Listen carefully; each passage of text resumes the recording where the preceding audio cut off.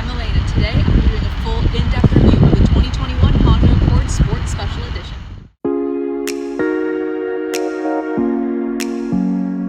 2021 Honda Accord Sport SE is new for the 2021 model year. There are some key differences up front from its predecessor, the 2020. First off is the trim level. This is replacing the EXL trim level from the Honda Accord 2020 year. There are some key differences to aesthetics as well. That'll be including a darker chrome along the grille, as well as a slightly wider grille from its predecessor. You are also going to be getting full LED dual headlights. That's including the high beams and low beams, as well as rounded LED fog lights. Those are going to be all brand new features for the 2021. Underneath the hood this year, it is also going to be a pretty conservative engine, same as last year. It is going to be an inline-4 turbocharged with 192 horsepower and pound-feet of torque. This car specifically is going to be around $30,000. It is a mid-trim level. Going up from there, you have the Touring. That's going to be the top trim level. That's going to be closer to the $35,000 range. And below that, you're going to be starting at the EX and the LX. Those are going to be starting in the low to mid-20s.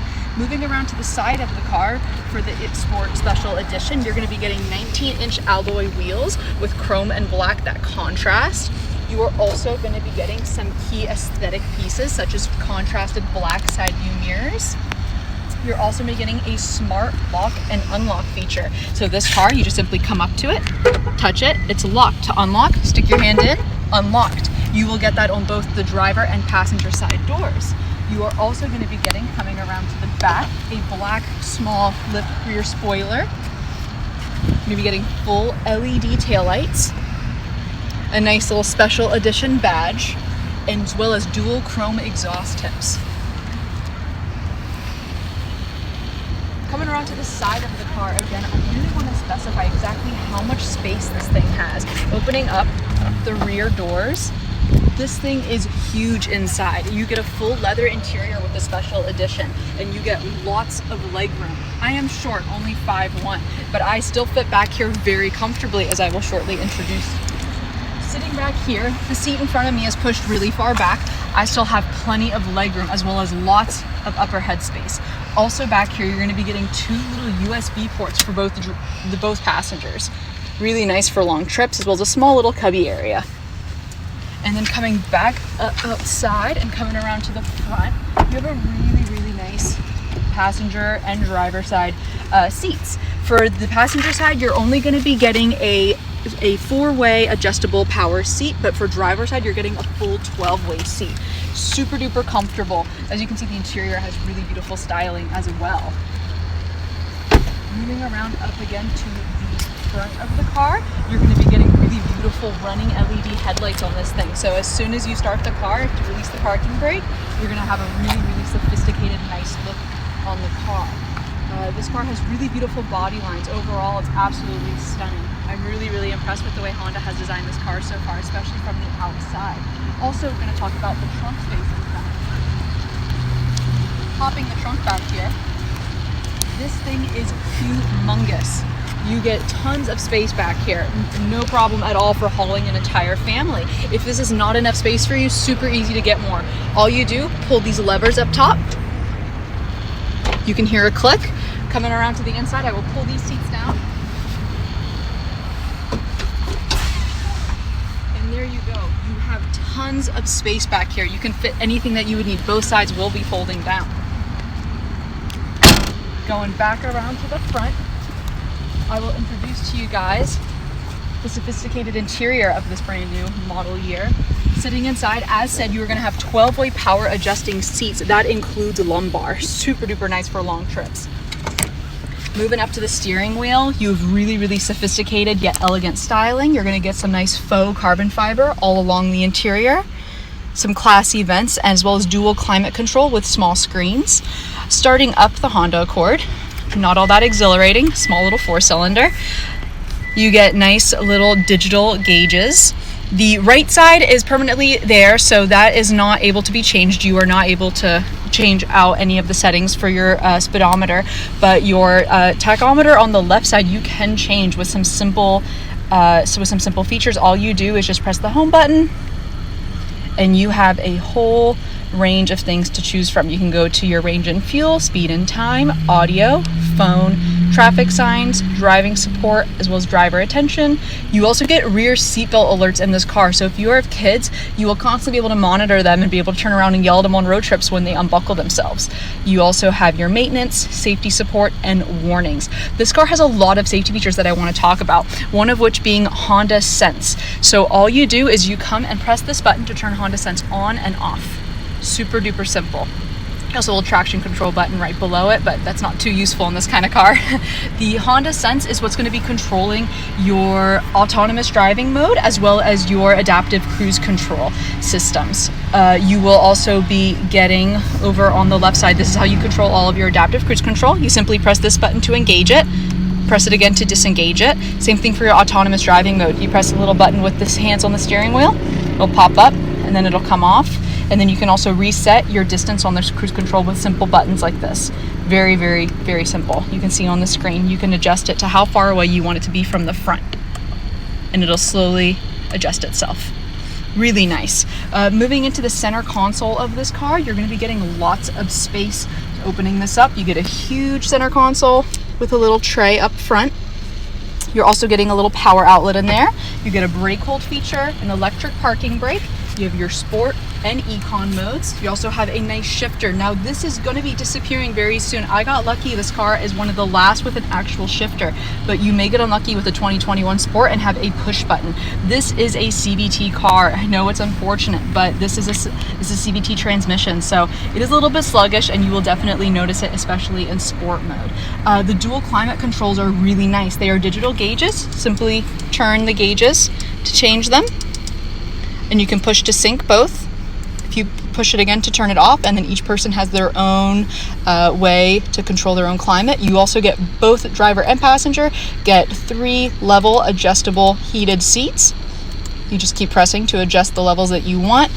You also get side view and rear defroster, so your little side view mirrors will be defrosted, your little front defroster. You have all different modes that you want. I have to say, I really appreciate the way that Honda laid this out. I think it's super simple yet sophisticated. I cannot stand cars that look like cockpits inside. I think that Honda did a really good job of designing this car to be simple yet functional. Opening up this little compartment, we have a small little space. There is no unfortunate wireless charging pad in here. It is just a good storage space. I mean, plenty enough to shove any keys or anything else you would want in there, but unfortunately it will not charge. You also get 2 little USB ports. Number 1 is going to be for your Apple CarPlay. Number 2 is just simply the charge. Going up to the screen, all you do is press home, and you will get all the features you could ever want. So you get access to your phone settings, you get your Bluetooth audio, your USB 1, which is going to be your Apple CarPlay. All you just plug it in, it automatically connects. Swiping, you get access, you can change your clock, you can change your Honda Link. So for this car, you do get an app with it. All you do is set it up by putting in your VIN number. It'll automatically connect to your car. You can lock, unlock, and remote start with this car. Really nice feature. I do really enjoy the auto stop. I will show you shortly how that works. It's very simple. One last thing I want to mention is both of the front windows in this car have the auto roll up and roll down feature, so it's really easy. All you do, just press it and the car will automatically roll up and down the window for you. And that's for both driver and passenger will have that. You also get electric adjusting power mirrors, pretty standard in a car of this class. Coming around to the outside, power it off. I do want to show you guys how the remote start works on this car. It's really simple. All you do, put everything's on. Oh, I have the rear open. All you do, very simple, press the lock button. I press it 2-3 times to be completely sure. You hold down the power stop start button. You will see the blinkers engage. And the car starts up. Simple as that. I'm now driving the 2021 Honda Accord Sport SE, and I am very impressed with this car. I'm actually about to take it around a corner right now. And I can tell you guys, this thing handles very nicely. It is soft, yet not dull steering. You definitely feel where you're going. You feel like you're driving the car, not that the car is driving itself. It's super luxurious. The ride is really smooth, not bumpy at all. I'm currently coming to a little bit of a stop with some traffic, and I have to say that the brakes are sensitive, but not to the point where they're annoying. It is a nice low-level sensitivity that still will stop you right when you need to, but when you put your pinky on the brake, you're not going to feel like you're going through the windshield. And I'm about to give her some gas. All right, so giving the car a little bit of gas. I'm at a full throttle right now. And yeah, I mean, it's a 4-cylinder with a CVT, that's for sure. It's nothing jaw-dropping, nothing exciting, but it's definitely a get-the-job-done kind of car. It'll get you on the freeway, no problem. You don't have to worry about not being able to pass traffic or merge safely. It has plenty of power to do what you want it to do, but it certainly isn't anything that's going to be, you know, enough to have fun with another car or do any type of even racing or any performance activities. The car is pretty much a straight shooter, getting you from point A to point B very comfortably, but it accomplishes that very well. The suspension on this car is super smooth. I don't feel any of the bumps or dips or anything like that. The whole car really, really solid, really smooth. I have no hands on the wheel right now, and the car's just keeping itself where I had it pointed. I want to show you guys some of the cool features that this car has. So the first off being the adaptive cruise control. That's pretty standard for cars these days. Simply press the button. I have the lane departure set to max distance, and then when I engage it, I am going to just set it right now. Give it a second until I'm done with traffic. So I have it set at 44 right now because I'm in a lot of traffic, and right now I have no feet on the brakes or gas. The car is just doing it itself, and it's keeping itself distanced from the car in front of it. And I also want to be able to show you guys the autonomous mode in this car. It's a really cool feature. All you do is press this little button with the steering wheel and the hands on it, and it'll alert in the screen up here, and it's turned green telling me it's activated. So now the car's steering itself. I have absolutely no hands on the steering wheel. Don't do this. You definitely want to always keep your eyes on the road, you guys. You know, don't just trust the system because it does freak out once in a while. But all in all, the system works really well. It will steer itself. It will keep itself in the lane. It does freak out on very curvy roads or when merging. If there are multiple lanes, the car will freak out and it will try to jerk itself into a lane. So really only use this on long stretches of pretty flat road, and make sure you keep your hands really close to the steering wheel just in case the car decides that it is unsure of where it is. But overall, this car is a great commuter car.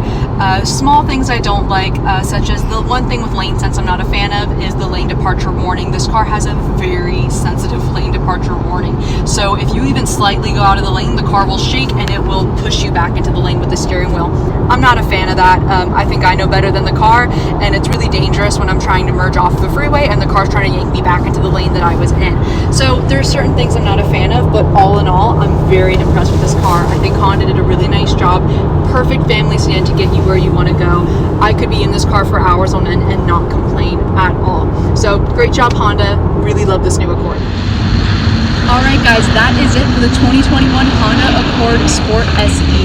Thank you so much for watching. Don't forget to like and subscribe and join the Engine Vixen YouTube channel. See you guys next time.